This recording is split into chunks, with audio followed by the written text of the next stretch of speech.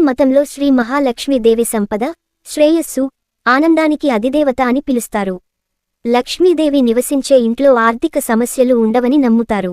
అన్నపూర్ణ లక్ష్మీదేవి రూపం, ఆమె వంటగదిలో నివసిస్తుందని భావిస్తారు. అందుకోసం వంటగదికి సంబంధించిన కొన్ని నియమాలు తప్పనిసరిగా పాటించాలి.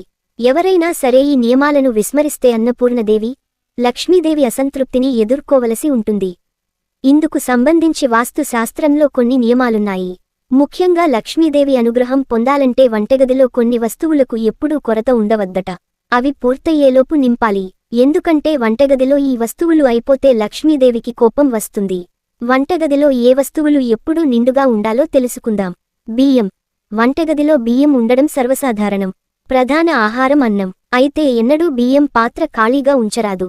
బియ్యం అయిపోయి ఖాళీ అవుతుంటే వెంటనే మళ్లీ బియ్యంతో ఆ పాత్రను నింపాలి. బియ్యం పాత్ర ఖాళీగా ఉంటే శుక్రదోషం కలుగుతుంది. డబ్బు సంబంధిత సమస్యలను కూడా ఎదుర్కోవలసి ఉంటుంది. పిండి. వాస్తుశాస్త్రం ప్రకారం పిండిని ఎల్లప్పుడూ వంటగదిలో ఎక్కువ పరిమాణంలో ఉంచాలి. తద్వారా పిండి త్వరగా అయిపోకుండా ఉంటుంది.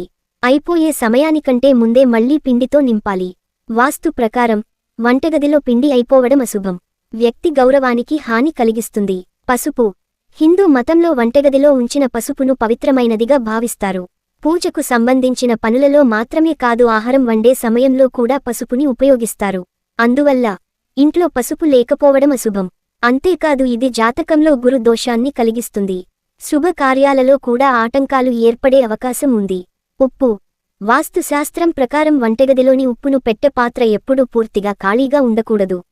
అది ఖాళీ అయ్యేలోపు మళ్లీ నింపాలి.